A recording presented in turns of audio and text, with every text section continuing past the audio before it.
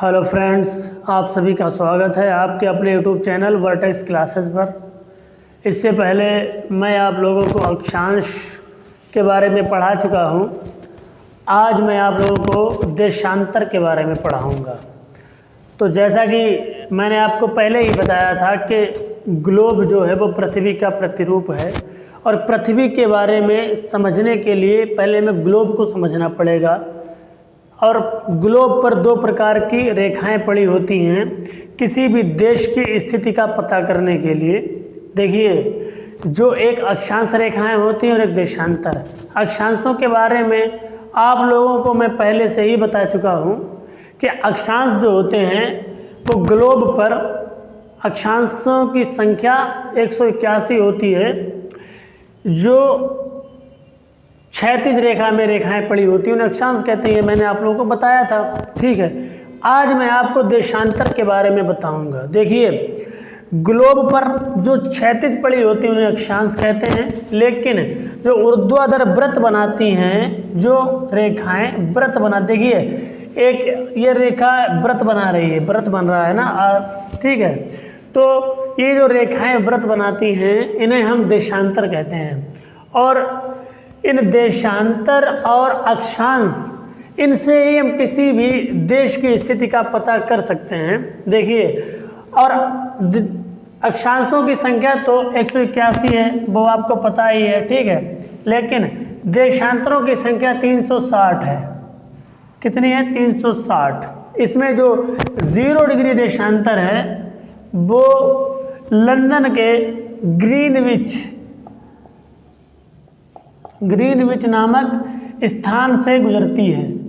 ये Greenwich very important है, इसे कहते हैं GMT, ठीक, ग्रीनविच मीन टाइम। इसी से ही समय का भी निर्धारण किया जाता है, तो वो भी मैं आपको बताऊंगा समय का निर्धारण कैसे किया जाता है। पहले आप ये समझ लीजिए कि देशांतरों की संख्या जो होती है वो कितनी होती है? वो होती है 360। अब आप देखिए, देशांतरों की संख्या जानने के बाद में हम लोग ये पता करेंगे कि भारत की स्थिति कहाँ पर है, कैसे भारत जो है वो पृथ्वी पर कहाँ पर स्थित है, किस गोलार्ध में स्थित है, किस दिशा में स्थित है, और इसकी अक्षांशीय तथा देशांतरीय स्थिति क्या है। आप यहाँ पर डॉटेड में 2 लाइनें आपको दिख रही होंगी। देखिए, dot dot dot dot dot dot dot dot dot dot, ठीक है। अब देखिए, ये जो चित्र बना हुआ है ये पूरी पृथ्वी का चित्र है। आप ये समझिए कि पूरी पृथ्वी ऐसी ही है, ठीक है। अब यहाँ पर आपको एक ये 0 डिग्री रेखा दिख रही है और एक ये 0 डिग्री रेखा दिख रही है, ठीक है। मैं आपको पहले बता चुका हूँ, ये वाली 0 डिग्री रेखा पूरी पृथ्वी को, ये वाली जो 0 डिग्री रेखा है पूरी पृथ्वी को 2 बराबर भागों में बांट देती है। आप देख सकते हैं, एक ये वाला भाग है और एक ये वाला भाग है, समझ गए? तो पूरी पृथ्वी 2 भागों में बट गई। और ये वाली जो, इसको हम, इस वाले भाग को क्या कहते हैं? दक्षिणी गोलार्ध। क्या कहते हैं इधर? दक्षिणी गोलार्ध, ठीक है। इसको उत्तरी गोलार्ध कहा जाता है। दक्षिणी गोलार्ध या उत्तरी गोलार्ध। इसी प्रकार ये तो 0 डिग्री अक्षांश रेखा है। इसी प्रकार से 0 डिग्री देशांतर रेखा भी पड़ी होती है, जो इन 2 भागों को 4 भागों में बांट देती है। कितने भागों में? 4 भागों में। इसमें से आप ये देख रहे होंगे, एक ये भाग बन रहा है, देखिए बन रहा है भाग, समझ में आया? इसी प्रकार से एक दूसरा ये भाग बन रहा है, एक तीसरा ये भाग बन रहा है, चौथा ये भाग बन रहा है, ठीक है। अब आप देखिएगा, भारत जो है वो कहाँ पर स्थित है? तो जो 4 भाग बन रहे हैं पूरी पृथ्वी के, इसमें से जो आपका ये वाला भाग बन रहा है, ये वाला भाग, इसे हम उत्तरी पूर्वी गोलार्ध कहेंगे। इसे क्या कहेंगे? उत्तरी पूर्वी गोलार्ध। ये उत्तरी पूर्वी गोलार्ध मतलब क्या हुआ कि ये उत्तर दिशा और पृथ्वी की पूर्व दिशा में है, दक्षिण दिशा में इसका कोई भी भाग नहीं है। पृथ्वी की दक्षिण दिशा में भारत का कोई भी भाग नहीं है। इसी प्रकार से पृथ्वी की पश्चिम दिशा में भी भारत का कोई भाग नहीं है। ठीक है, अब हम देखेंगे यहाँ पर जो मेन पॉइंट है हमारा कि भारत की अक्षांशीय तथा देशांतरीय स्थिति क्या है। तो आप देखिए, ये अक्षांशीय स्थिति देखेंगे पहले। ये 0 डिग्री अक्षांश है। मैं आपको पहले ही बता चुका हूँ 0 डिग्री के ऊपर 90 अक्षांश होते हैं। कितने होते हैं? 90। यहाँ से इस तरह से 90 अक्षांश रेखाएं होती हैं। 90 अक्षांश रेखाएं होती हैं। अब यहाँ पर 90 रेखाएं हमने दिखाई नहीं है, क्योंकि ये बहुत ज़्यादा फिर बोर्ड मतलब भर जाता और समझ में भी नहीं आता। ठीक है, तो 0 से 90 आप समझ लीजिए। अब यहाँ पर क्या कह रहा है कि जो भारत की अक्षांशीय स्थिति है वो क्या है, 0 डिग्री से हम चलेंगे तो एक अक्षांश आएगा 8 डिग्री। कितना आएगा? 8 डिग्री। ठीक है, तो यहाँ पर देखिए, हम इधर देखेंगे तो 0 से चलेंगे तो यहाँ पर आएगा 8 डिग्री। ये देखिए 8 डिग्री 4 मिनट। समझ में आ रहा है? तो जो भारत की शुरुआत होती है, भारत की जो भूमि की शुरुआत होती है वो 8 डिग्री से शुरू होती है, अक्षांश से। 8 डिग्री अक्षांश से शुरू होती है। कहाँ से? 8 डिग्री अक्षांश से। और फिर हम 8 डिग्री चलते चलते 37 डिग्री अक्षांश तक पहुंच जाएंगे। कितनी डिग्री? 37 डिग्री अक्षांश तक पहुंच जाएंगे तो भारत की जो भूमि है वो खत्म हो जाएगी, उसका अंत हो जाएगा। यहाँ से देखिए ये। तो अगर हम भारत की अक्षांशीय स्थिति को देखेंगे तो ये 8 डिग्री से शुरू होगा और 37 डिग्री पर क्या होगा? खत्म हो जाएगा भारत। ये हो गई इसकी अक्षांशीय स्थिति। आप लोग समझ गए होंगे भारत की अक्षांशीय स्थिति। तो अक्षांशीय स्थिति क्या हो गई? अक्षांशीय। अब यहाँ पर हेडिंग भी पड़ी हुई है भारत की स्थिति। तो अक्षांशीय स्थिति, अक्षांशीय स्थिति 8 डिग्री, देख समझ रहे हो, 8 डिग्री 4 मिनट से 37 डिग्री 6 मिनट है। ठीक है, तो भारत की अक्षांशीय स्थिति कितनी है? 8 डिग्री 4 मिनट से 37 डिग्री 6 मिनट। अब देखिए अक्षांशीय स्थिति आप लोग समझ ही गए होंगे, यहाँ से शुरू हो रहा है। ठीक है, अब हम देखते हैं इसकी देशांतरीय स्थिति। तो जैसा कि मैं बता चुका हूँ कि पूरी पृथ्वी पर 360 देशांतर रेखाएं होती हैं। अक्षांश तो 181 होती हैं, जिसमें से 90 इधर 90 इधर और एक 0 डिग्री। तो 90 180 प्लस 1 181 हो गए, जो पृथ्वी को 2 भागों में बांटती है। इसी प्रकार से पृथ्वी पर 360 क्या होती हैं? देशांतरीय रेखाएं होती हैं, जो इस प्रकार से होती हैं 0 डिग्री, फिर इस तरह से बढ़ते बढ़ते 180 इधर होंगी, 180 और 180 इधर।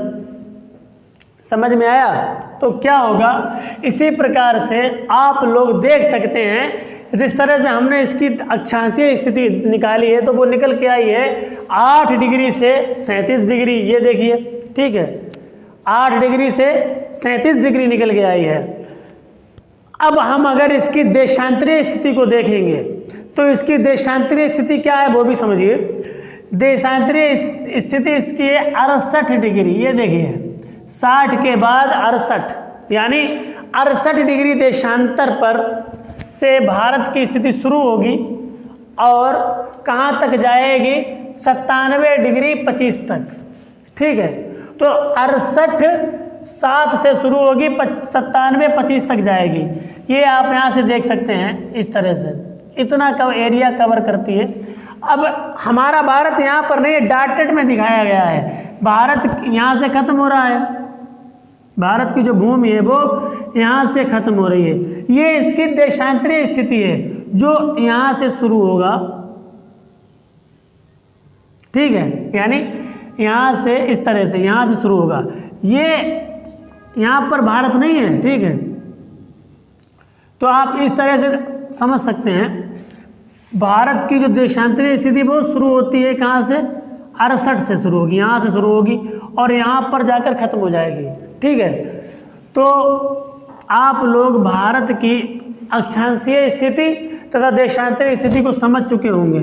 अर्थात हमारा भारत इतनी एरिया में, इतने क्षेत्र में, ये जो हमारा क्षेत्र बन रहा है, यहाँ पर भारत हमारा स्थित है। इस तरह से समझिए। तो ये है भारत की स्थिति। क्लियर हो गई होगी। तो अक्षांशीय स्थिति आप देखिए 8 डिग्री 4 मिनट से 37 डिग्री 6 मिनट, और देशांतरीय स्थिति इसकी क्या हो जाएगी 68 डिग्री 7 से 97:25। तो भारत की स्थिति क्लियर हो गई, समझ गए होंगे आप लोग। भारत की स्थिति के बाद में अब हम समय का निर्धारण कैसे करते हैं ये भी समझेंगे कि समय का निर्धारण कैसे होते हैं। क्या पूरी पृथ्वी पर एक समय में एक ही जैसा, मतलब ये समझिए, क्या पूरी पृथ्वी पर हर वक्त एक ही जैसा समय रहता है? मतलब अगर भारत में 4 बज रहे हैं तो क्या सारे देशों में 4 ही बज रहे होंगे या कुछ और इसकी स्थिति होगी? तो इसे समझ लेते हैं हम लोग। तो इसे समझने के लिए हम लोग समय का निर्धारण कैसे करते हैं ये समझेंगे। ठीक है, देखिए सभी को पता होगा,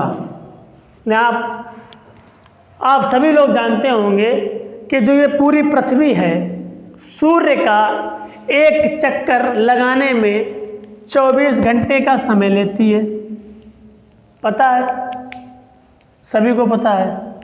अब एक बात तो आपको पता ही होगा कि जो पृथ्वी है वो पूरा एक गोलाकार चक्कर लगाती है। कैसा चक्कर लगाती है? गोलाकार चक्कर लगाती है। ठीक है, अब ये अपनी धुरी पर घूमती है।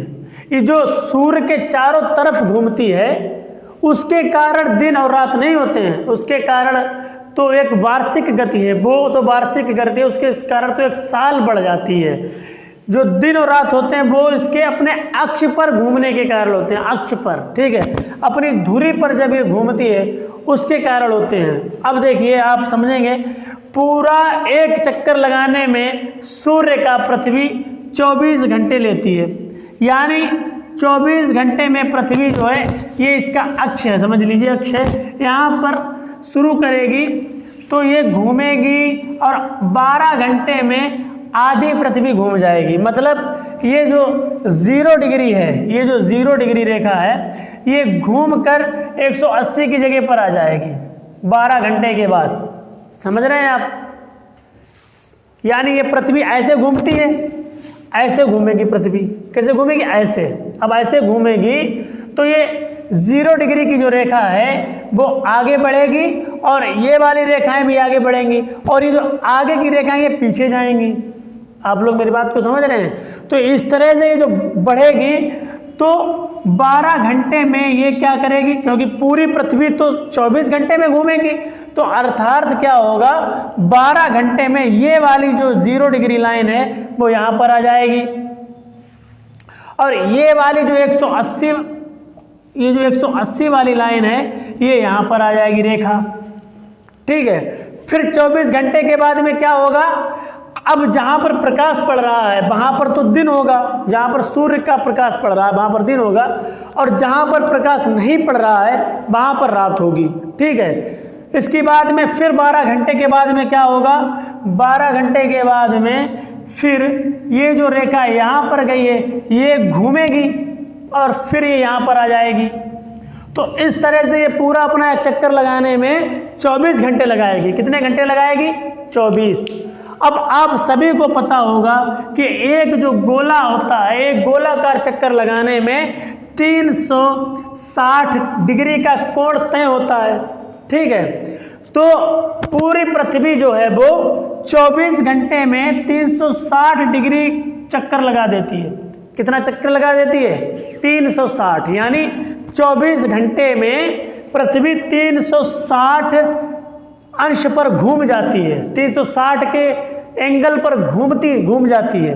अब यहाँ पर हम क्या करेंगे, ये पता करेंगे कि 24 घंटे में अगर पृथ्वी 360 कोण घूमती है तो 1 घंटे में कितना घूमेगी? तो 360 में हम क्या करेंगे, 24 का भाग दे देंगे। ठीक है, तो 24 का जब हम भाग देंगे 360 में, तो 24 से कम 24, 36 में भाग गया, बचे कितने? 6 और 6 12। ठीक है, कितने हो गए? 120। अब 24 का जब 120 में भाग देंगे तो 24 पंचे 120। आप मेरी बात समझ रहे होंगे, अर्थात 15 डिग्री। कितना निकल के आता है? 15 डिग्री। ठीक है, तो यहां से ये पता चलता है कि जो पृथ्वी है वो 15 डिग्री, 1 घंटे में 15 डिग्री घूम जाती है। अब देखिए 1 घंटे में कितने मिनट होते? 60। ठीक, अर्थात अगर हम 15 का 60 में भाग देंगे, 15 का 60 में भाग देंगे तो 15 चक्कू 60, कितना आएगा? 15 चक्कू 60। अर्थात क्या निकल के आया कि 1 मिनट में, सॉरी 1 डिग्री में एक हाँ, ये समझिए कि 4 मिनट में पृथ्वी 1 डिग्री घूमती है। हाँ, ये क्लियर हो गया। ठीक है, तो क्या समझ में आया? अब हम यहाँ पर आपको एक चीज लिख देते हैं। एक बात समझ में आ गई है कि ये 0 डिग्री जो रेखा है, पृथ्वी घूमती रहती है। अब माना यहाँ पर 12 बज रहे हैं, कितने बज रहे हैं? 12। तो जैसे ही ये पृथ्वी 1 डिग्री घूमती है ना पृथ्वी, तो 12 बज रहे हैं। अब पृथ्वी ने क्या किया? 1 डिग्री घूम गई, 1 डिग्री घूम गई। चूंकि 1 डिग्री घूमने पर 4 मिनट का समय इधर बढ़ जाएगा, समझ रहे हो? अर्थात यहाँ पर 12 बज रहे हैं, तो यहाँ पर 1 डिग्री घूमने के बाद में 12:04 हो जाएंगे। ठीक है, और इसके बाद में 12:04, और इसी प्रकार से अगर 2 डिग्री घूम गई तो 12:08 हो जाएंगे। अर्थात जब ये पृथ्वी 15 डिग्री घूम जाएगी तो यहाँ पर 12 के बजाय 1 बज जाएगा। कितना बज जाएगा? 1। अर्थात यहाँ पर कितना बज जाएगा? 1 बज जाएगा। और इसी प्रकार से जब पृथ्वी 30 डिग्री घूम जाएगी तो कितना बज जाएगा? 2 बज जाएगा। अब समझिए मेरी बात।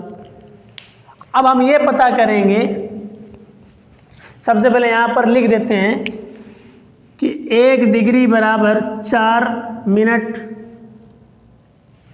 15 डिग्री बराबर 1 घंटा 4 मिनट, 15 डिग्री बराबर 1 घंटा, 360 डिग्री बराबर 24 घंटे। समझ गए? अब हम ये पता करेंगे कि भारत में कितना बज रहा होगा जब इस 0 डिग्री लाइन पर 12 बज रहा होगा। ठीक, अगर इस 0 डिग्री लाइन पर 12 बज रहा है तो भारत में कितना बज रहा होगा देखिएगा, क्योंकि 0 डिग्री लाइन पे बज रहा है 12। कितना बज रहा है? 12। और हमारे भारत की स्थिति क्या है? 68 डिग्री। कितनी डिग्री? लेकिन एक बात ये भी निश्चित है कि भारत जो है, भारत में भी कई देशांतर तो काटते हैं। भारत में भी, पूरे भारत में एक जैसा समय थोड़ी ना होता है। ठीक है, इसका भी जो मानक समय है वो इलाहाबाद से है। तो पहले हम ये समझ लेते हैं कि समय जो है वो, अगर यहाँ पे 12 बज रहा है, कितना बज रहा है? 12। 0 डिग्री पर 12 बज रहा है, तो भारत की शुरुआत कहाँ से होती है? भारत की शुरुआत होती है 68 डिग्री। कहाँ से? 68 डिग्री। ठीक, अर्थात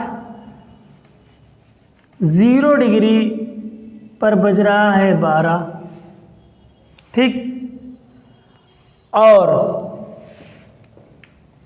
जब ये पृथ्वी 1 डिग्री घूमेगी तो 4 मिनट बढ़ेगा, जब ये पृथ्वी 15 डिग्री घूमेगी तो 1 घंटा बढ़ेगा, ठीक है। और पृथ्वी जो है वो जब घूम जाएगी 68 डिग्री, कितना घूम जाएगी? 68 डिग्री, अर्थात जब 0 डिग्री पर 12 बज रहा होगा तो 68 डिग्री पर कितना बज रहा होगा? ये दिमाग लगाइए, 0 डिग्री पर 12 लिखा हुआ है, 15 डिग्री पर 1, फिर 30 डिग्री पर कितना बजाएगा? 2 बजेगा, 45 डिग्री पर 3 बजेगा, 60 डिग्री पर 4 बजेगा। अब देखिए भारत की शुरुआत कहाँ से हो रही है? 68 डिग्री, अर्थात 68 डिग्री का मतलब 1 डिग्री पर 4 मिनट, ठीक, अर्थात 60 डिग्री पर 4 बज गए हैं और 8 डिग्री और बढ़ना पड़ेगा हमें, तो 1 डिग्री पर कितना बज रहा है? 4 मिनट बढ़ते हैं, 8 चक्कू 32, अर्थात यहाँ पर 4 बजकर 32 मिनट हो रहा होगा। कहाँ पर? जो भारत की शुरुआत पर, ये नहीं कि पूरे भारत में, भारत की जहाँ से शुरुआत होती है यहाँ पर 4 बजकर 32 मिनट हो रहा होगा, ठीक है। फिर हम देखते हैं भारत एंड कहाँ से हो जाता है, तो एंड होता है 97 डिग्री पर। अब देखिए 97 डिग्री का मतलब कि 60 डिग्री पर बज रहा होगा 4 बजकर 32 मिनट। अब 97 पर हम देखते हैं तो फिर 60 के बाद में 75 पर कितना बजेगा? तो 5 बजेगा, 75 डिग्री पर 5 बजेगा, और 90 डिग्री पर बजेगा, 90 डिग्री पर 6 बजेगा, और यहाँ पर है कितनी डिग्री? 97, अर्थात इसका मतलब ये है कि 97 मतलब 90 पर 6 बजेगा, और 7 डिग्री और बढ़ रहा है तो 4 सत्ते 28, अर्थात यहाँ पर बज रहा होगा 6 बजकर 28 मिनट, ठीक है। तो यानी भारत के इस पॉइंट पर और इस पॉइंट के बीच में कितना अंतर है? यहाँ पर 4 32 6 28, लगभग 2 घंटे का अंतर है। समझ में आ रही है बात? लेकिन इसी वजह से इसका एक मानक समय है जो लगभग कितना आएगा? 5:75 और 28, 75 डिग्री 7, ठीक है। अर्थात इसका जो मानक समय है वो लगभग 75 डिग्री है, ठीक है। जो रेखा औसतन है, मतलब भारत का जो मानक समय 75 डिग्री पर है, लगभग यहाँ से समझ लीजिए 75 डिग्री, ठीक। तो अगर 75 डिग्री है, 75 डिग्री और कुछ मिनट, तो इसका मतलब ये है कि भारत का जो मानक समय है 75 डिग्री के हिसाब से बज रहा होगा 5, ठीक, और 7 यानी 7 चक्कू 28, लगभग 30 मिनट। इसका मतलब ये हुआ कि भारत में बज रहा होगा 5:30 जब 0 डिग्री रेखा पर 12 बजेगा, ठीक है। लेकिन पूरे भारत में 5:30 नहीं बज रहा होगा, ये बात भी आप समझ लीजिए। मैं आपको पहले बता चुका हूँ, देशांतरों के अनुसार समय का निर्धारण किया जाता है। 0 डिग्री पर अगर 0 डिग्री पर 12 बज रहा है तो 1 डिग्री पर 12:04, 2 डिग्री पर 12:08, 3 डिग्री पर 12:12, 4 डिग्री पर 12:15, सॉरी 12-16, इसके बाद में 5 डिग्री पर 12-20, 6 डिग्री पर 12-24, 7 डिग्री पर 12-28, 8 डिग्री पर 12-32, 15 डिग्री पर 1, पूरा 1 बच जाएगा। तो आप लोग इतनी चीज़ों को यहाँ पर नोट कर लीजिए। देशांतरों की संख्या 360 है, ठीक है। इसकी अक्षांशीय स्थिति और देशांतरीय स्थिति, अक्षांशीय तथा देशांतरीय स्थिति जो है वो 8 डिग्री से लेकर 37 और 68 से 97 इतनी है।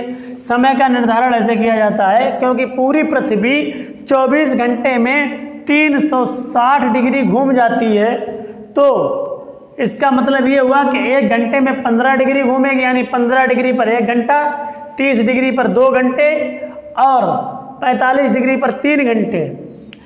इसी प्रकार से मिनट में अगर हम आए तो 1 डिग्री पर पृथ्वी 1 डिग्री घूमने पर पृथ्वी पर 4 मिनट का समय बढ़ जाता है। अब ये बात याद रखिएगा, इधर समय बढ़ता है, इधर नहीं बढ़ेगा, फिर इधर घटेगा। अर्थात जब इधर दिन होगा तो इधर रात होगी। इसी वजह से अगर ग्रीनविच पर 12 बज रहा है दिन का, ठीक है, तो इधर जो है वो क्या बज रहा होगा, भारत में 5:30 बज रहे होंगे दिन के, ठीक है। तो इधर फिर रात के बज रहे होंगे। अगर इधर जो है वो दिन के 5:30 बज रहे हैं इतनी डिग्री पर, तो इधर रात के 5:30 बज रहे होंगे। समझ रहे? ये नहीं कि इधर भी दिन के बज रहे होंगे फिर इधर भी दिन के बज रहे होंगे। इधर अगर दिन के बज रहे हैं तो इधर रात के बज रहे होंगे।